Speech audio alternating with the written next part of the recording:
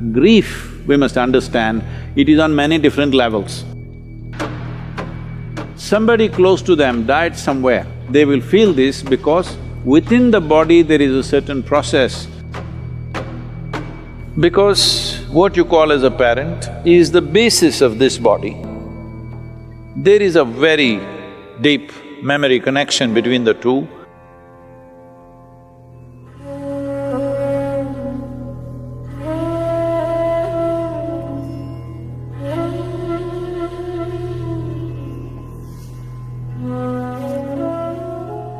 Death simply means somebody who was available to you is now absent, that's all.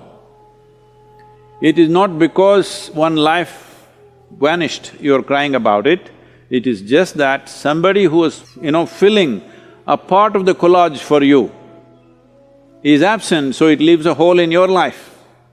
Depending upon how close they were, accordingly it leaves that big a hole in your life.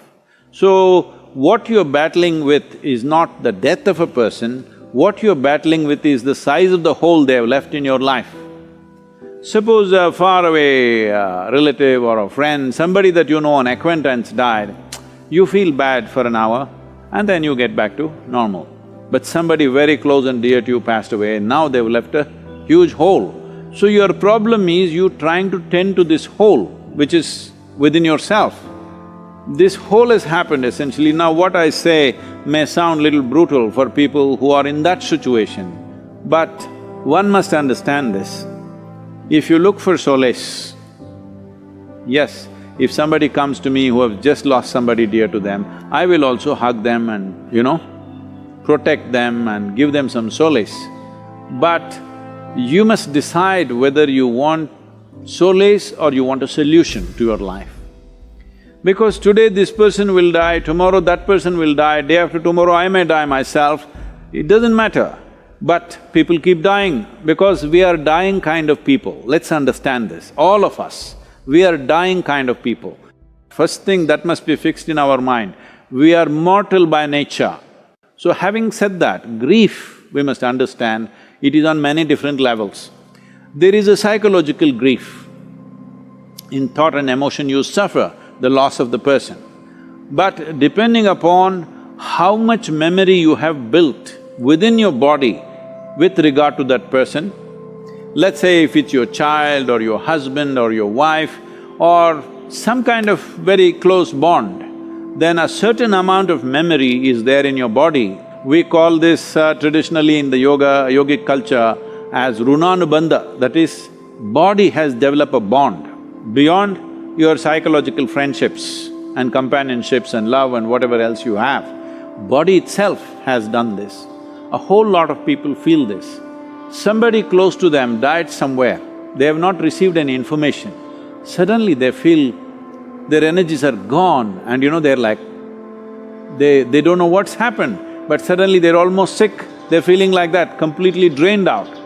Then after a few hours or few days, information comes that this person is dead. But well before the information came, they will feel this because within the body there is a certain process that the memory starts undoing itself and you feel like you're dumped.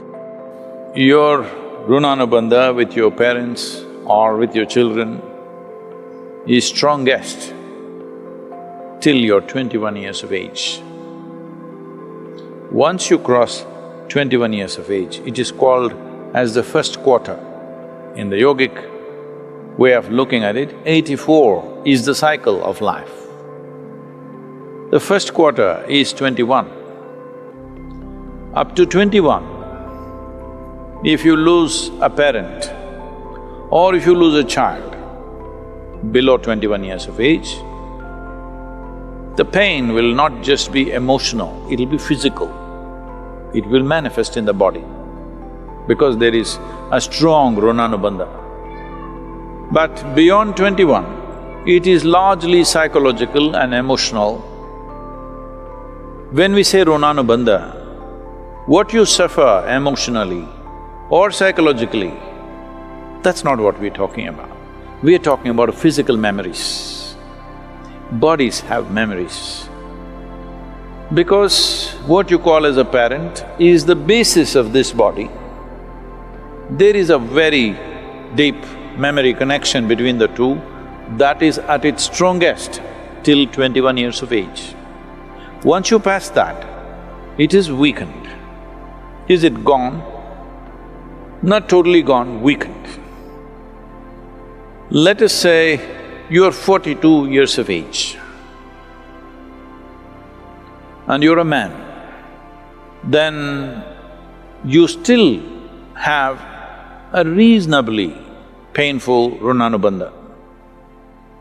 But let us say you're 42 years of age and you're a woman, your runanubandha is almost negligible. Not that it's not there, it's there, but very, very low. So, the suffering that you go through is largely emotional and psychological. If you're psychologically very stable, emotionally balanced, you will see you will handle it quite effortlessly because there is no physical turmoil going on in the system. But the same thing, if they lose their husband, that runanubandha is physically painful because that is a different type of runanubandha. A child below 7.5 years of age doesn't have much runanubandha.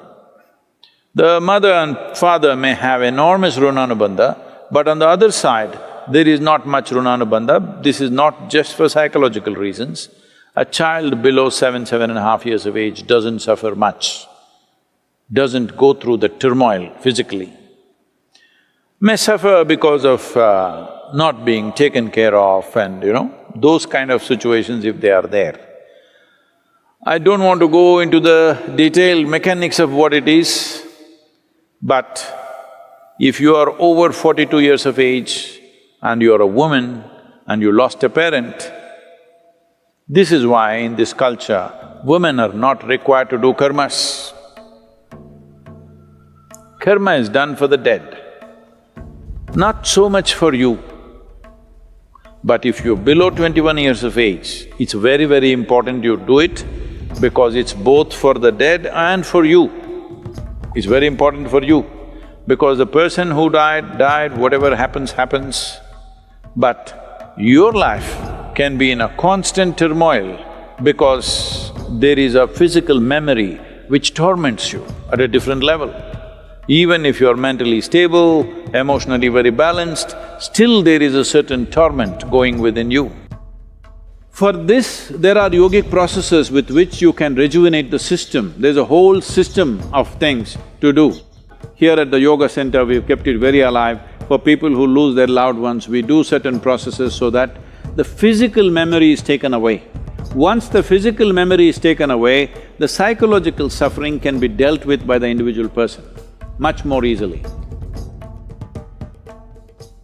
How to perform karmas and kriyas for dead if you are not able to physically do something?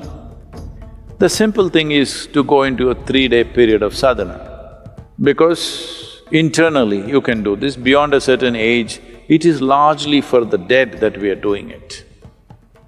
But there is an element of that, it's not totally gone. Our bodies are never 100% free from the genetic process that we have received from our parentage. There is a way to be above that, but we are not absolutely free. Physical body functions in a certain way. So, just 3 days of withdrawal and a certain type of sadhana, if you don't know anything else, simply just do the Maha Mantra, Om Namah Shivaya intensely for 3 days as much as you can. A minimum of 4.5 hours a day if you do this, you don't have to really bother about that because it's also nice to withdraw, it's a sensitive time, but now deaths and funerals and what happens post-death is all become a social nonsense that you have to have people at home, you have to serve them drink, you have to serve them food. This… in the Western countries it's become a big thing, even in India, certain kind of thing is building up. It's best that you just withdraw from society and nonsense and spend some private time when somebody significant in your life passes away. It's important that you withdraw and do something with yourself rather than simply trying to run the social thing like a distraction.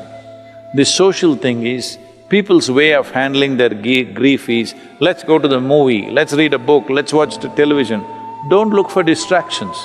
When there are troubles within us, we must address it head on. Don't look for distractions. Distraction is not a solution.